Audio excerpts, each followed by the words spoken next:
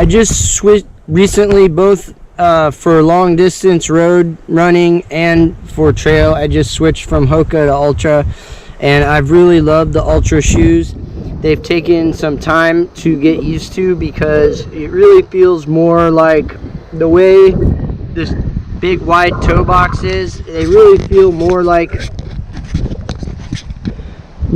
you're running barefoot, and so just with lots of added support. So it's taking me some time for my feet to adjust, all the little muscles in your feet and your ankles, and then my calves as well. And so I've been running on road in the Paradigm 4, and I love them. Thanks, Olin, for the advice there. I almost walked out the door with a pair of Clifton ones just because I wanted them, but I'm really happy that he changed my mind on that. So Olin, I owe you for that. And I had already bought the Altra Olympus 3.0. It's a trail shoe, and I'm wearing this Solomon low gaiter. Altra makes a really nice gaiter for their shoes, but I haven't ordered them yet just because I already own these Solomon ones, and they're actually integrated into the shoe. Has little gaiter traps. And so if I could show you here, the Altra gaiters would fit right in there, and so you don't have to have this strap going underneath the heel. It doesn't bother me any. I like these Solomons really well. For out here in Myakka, the trails, you're going to run into a ton of submerged stuff. I had a crossing back there that was waist deep. I mean, so it's really wet, and this is a really dry time of year.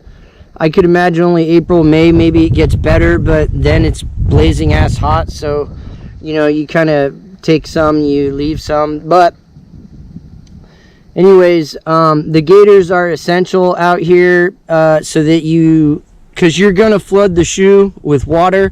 What you don't want is all the little sticks and the muck and the grime and the sand, and there's soft sugary sand, there is gravel, there is mud, there is water, the whole gamut basically, and so you want to keep that out of the shoe. So a gaiter out here is essential. Also, I suggest I wear these compression sleeves. These are 2XU. They really help out with keeping the blood flowing to your calves, but also the Fakahatchee grass out here, all these saw palmettos that are right off the trail, and a lot of it isn't well maintained, so you're beating through there with your legs. And I didn't have these last time I was out here, and I wish I had, so today I was sure to bring them. Also, my calves feel golden. 15.5 miles, and the only thing aching is my kind of right arch a little bit. And again, I'm getting used to the Ultras. And then I also suggest some type of liner that's longer than just like the little, almost like little panty style, like tighty-whitey liner that comes in most running shoes, because the ticks out here they're terrible. And so last time I picked like 6 ticks off of me in the truck, and I was happy that they weren't able to crawl up my shorts, if you know what I mean. So some type of compression shorts under your running shorts is going to be very, very helpful in just managing the bugs. So let me go back to the Ultras really quick. Olympus 4.0. These teamed up with these Swiftwick socks and the Solomon gaiter. They can go fully submerged, and within 10 steps or so, this shoe is completely drained out. So you're not like slopping for the next 10-20 minutes, because there's water every 10 or 20 minutes here. So within a few steps, these Ultras drain out, and the upper doesn't absorb anything. The laces have a little bit, and the tongue has a little bit, it seems like. But with the Swiftwick socks, I have no hot spots, definitely no blisters today, and not even any spots that feel like I might end up after 26 miles. But they have drain holes, really nice. The tread's great. They're super stable. Again, feels like you're running barefoot, but you have a ton of support. So awesome trail shoe. It's Olympus 3.0. So far, a-okay. Here's another piece of equipment that I have with me today, is the Ultimate Direction mountain vest. And this thing's really cool. It's got tons of storage. It's extremely lightweight, so you can kind of afford to have a little bit more material and have the storage for what you want.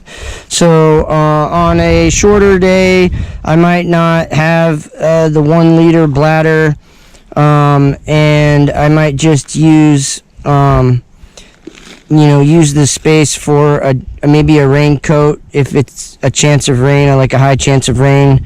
But anyways, it can fit 1 liter bladder, just a regular Camelback bladder, and then it's got 2 half liters or 500 milliliters. I usually use one for Electrolyte sports drink, and then I use one for just additional water. So I have 1.5 liters of just pure water, and then I've got half a liter of Electrolyte mix. And it's got a ton of pockets. It's got a legitimate iPhone pocket that can fit a big phone, a little spot where I just tuck my map because it got really wet in my pocket, and then pockets for goos and what have you. And I've got a trash pocket situated in the back, and so I don't leave anything behind. And it's just been a really awesome vest. And with 2 liters, this is a 2 liter.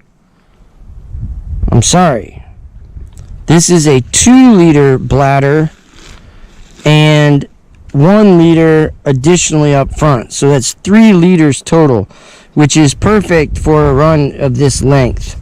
If it's going shorter, I just don't include the 2 liter bladder in the back. And so if it's a shorter run, then you just don't carry the 2 liter bladder, and the back, the vest is going to be a heck of a lot lighter. But even with this loaded up with 3 liters of water and all the equipment, it's about 7-8 pounds, I would guess. I didn't actually weigh it, but it feels great. You don't even notice it.